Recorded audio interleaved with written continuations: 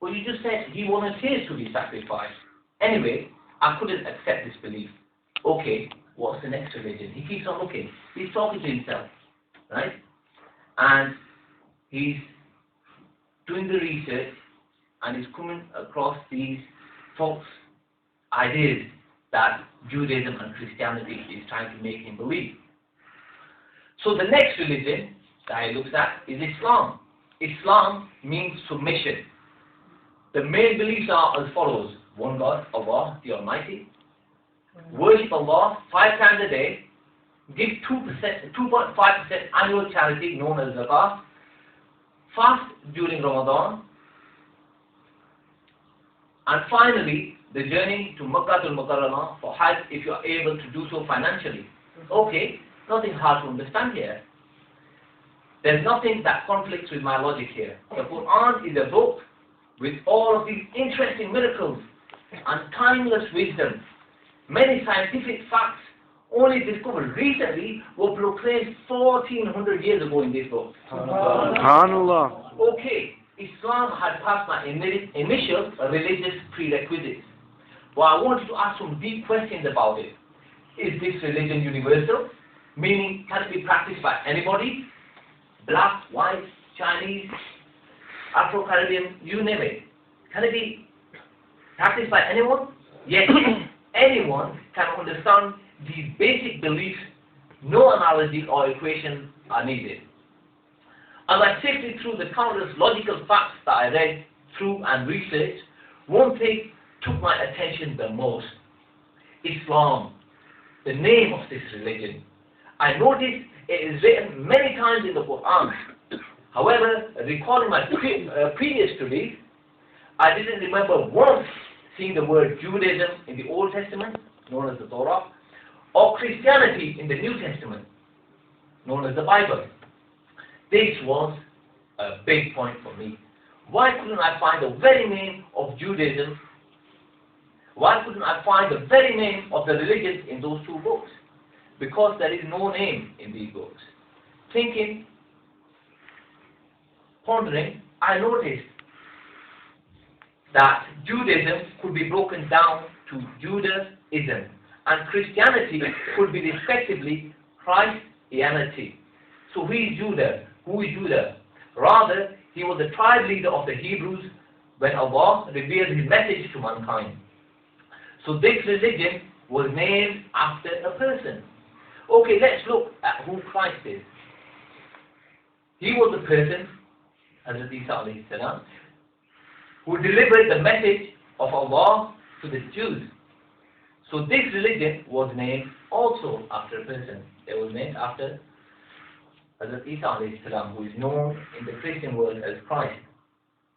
So in recollection, we can deduct that the names of these religions are people's proper names attached to Islam and reality. Regardless of that fact, the very names of those religions are not mentioned in their scriptures. I thought this was very odd. If I went door to door selling a product and I said, would you like to buy this? Wouldn't the logical question be, what is this thing called? I would make no money off a product without a name. That is understood. Naming is the very basis which humans identify with objects, both physical and non-physical. If religion is supposed to be practiced and spread to every person on earth, shouldn't there be a name for it? Moreover, shouldn't the name be given to us from Allah the Almighty Himself? Yes. This is exactly my point.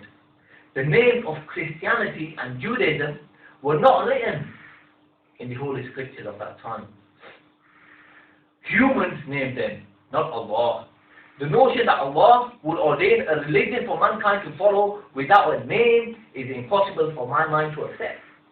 At that point, both Christianity and Judaism lost their credibility as pure, logical and complete religions, at least from my perspective.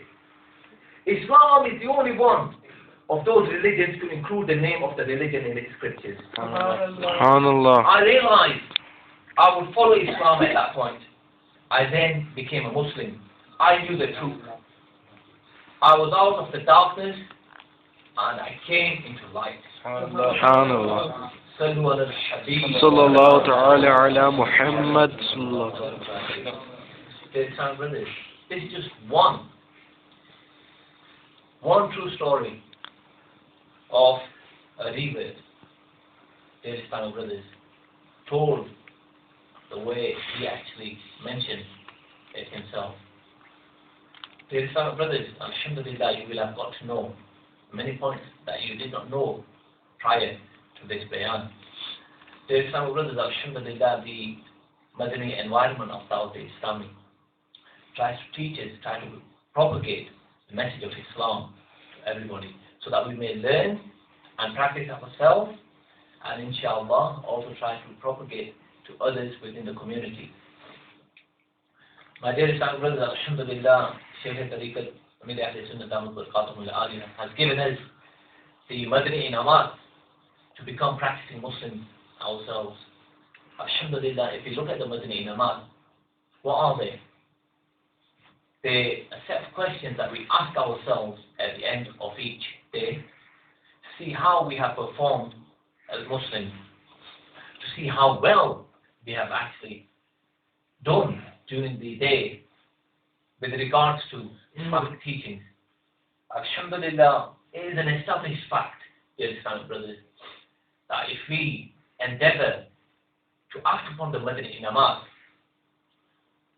inshallah, it will lead us to wilayah. Inshallah. Dear Islamic brothers, alhamdulillah, we have the Madani Qafile of Dawat Islam that travel from city to city, from town to town. Dear Islamic brothers, there are also Madani Qafile that travel abroad to other countries, so that we may propagate the beautiful message of Islam to the people of the world, and bring those Muslims who are away from the masajid, away from the obligations, away from the faraid, to come and practice the faraid, practice the obligations. Dear Islamic brothers, we must try to defeat nafs and shaitan, because they will always try to keep us away from righteous tasks, from righteous deeds. Dear Islamic brothers, if we manage to defeat nafs and shaitan, inshallah, we will become better Muslims. Inshallah. May Allah Almighty give us all the ability to act upon the good words that I have said. May Allah Almighty give me the ability, and all of us the ability, to live the life of a true practicing Muslim. Ameen.